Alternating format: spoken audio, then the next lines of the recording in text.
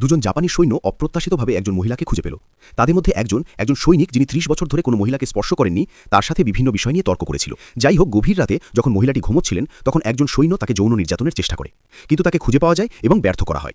ভোরবেলা মহিলা জাপানি সৈন্যরা, যারা এখনও অর্ধঘুমন্ত অবস্থায় ছিল, তাদের বন্দুক চুরি করে এবং অবিলম্বে তাদের ছেড়ে দেওয়ার জন্য তাদের সতর্ক করে দেয়। যাই হোক, তাদের আতঙ্কে একটি গুলি একজন সৈনিকের পায়ে লাগে, যার ফলে সে শূকর জবাই করার মতো চিৎকার করতে থাকে। ওনোদা হিরোরো দ্রুত এগিয়ে এসে বন্দুকটি পিছনে টেনে নেয়। মহিলাটি করুণা ভিক্ষা করে এবং হামাগুড়ি দিয়ে চলে যায়, কিন্তু দুই জাপানি সৈন্য তাকে নির্দয়ভাবে গুলি করে হত্যা করে। তারপর তারা একটি গর্ত খনন করে তাকে কবর দেয়। ১ মাস পরে সীমাদার আঘাত সুস্থ হওয়ার পর দুজন নদীতে স্নান করার সিদ্ধান্ত নেয়। যাই হোক, নদীর তীরে পৌঁছানোর পর তারা দ্বীপের গ্রামবাসীদের দ্বারা অতর্কিত আক্রমণের শিকার হয়। জাপানি সৈন্যদের একজনকে একটি হারপুন গুলি করে হত্যা করা হয়। অবশেষে সীমাদাকেও গ্রামবাসীরা হত্যা করে।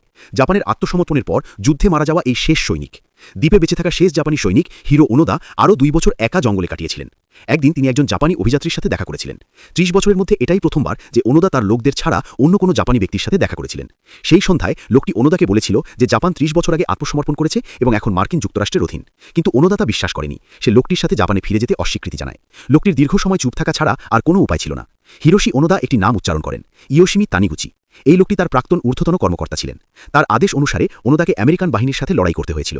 কেবল তিনি এই আদেশ বাতিল করতে পারতেন, অন্যথায় ওনোদা একেবারেই আত্মসমর্পণ করতে পারতেন না। পরের দিন লোকটি ওনোদার একটি ছবি তোলেন এবং তারপর তানিগুচিকে খুঁজতে জাপানে ফিরে যান। অনেক জিজ্ঞাসাবাদের পর লোকটি সফলভাবে তার প্রাক্তন ঊর্ধ্বতনকে খুঁজে পান, যাকে বৃদ্ধ সম্পূর্ণরূপে ভুলে গিয়েছিলেন। হাস্যকরভাবে ওনোদা, যাকে তিনি লুবাং দ্বীপে পাঠিয়েছিলেন, অবশেষে ১ বছর পরে তার প্রাক্তন উচ্চপদস্থ ব্যক্তির সাথে দেখা করেন, তার পুরনো ইউনিফর্ম পরে। লোকটি একটি ছবি তোলার পর ৩০ বছর পরে ওনোদা আবার তার প্রাক্তন উচ্চপদস্থ ব্যক্তির সাথে দেখা করেন। তিনি একটি আদর্শ সামরিক স্যালিউট দেন এবং তারপর মার্কিন যুক্তরাষ্ট্র তাকে পিছু হটতে এবং ফিলিপাইনের কাছে আত্মসমর্পণ করার নির্দেশ দেয়। এভাবে ওনোদার গুলি নামানোর পর ৩০ বছরের এই প্রতিরোধ সম্পূর্ণরূপে শেষ হয়ে যায়। পরের দিন তিনি ফিলিপাইনের কাছে আত্মসমর্পণ করেন।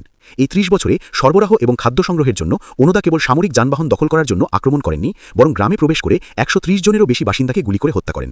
ফিলিপাইনের মার্কিন বাহিনী একটি বিশাল অভিযানে ৭,০০০ সৈন্য মোতায়েন করেছিল, কিন্তু তাকে ধরতে ব্যর্থ হয়েছিল।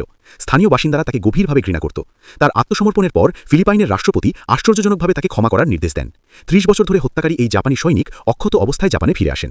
২০১৪ সাল পর্যন্ত সামরিক আদর্শে বিষক্রিয় ব্যক্তির এই চরম এবং প্রতিক্রিয়াশীল উদাহরণ ওনোদা হিরোশি মারা যান।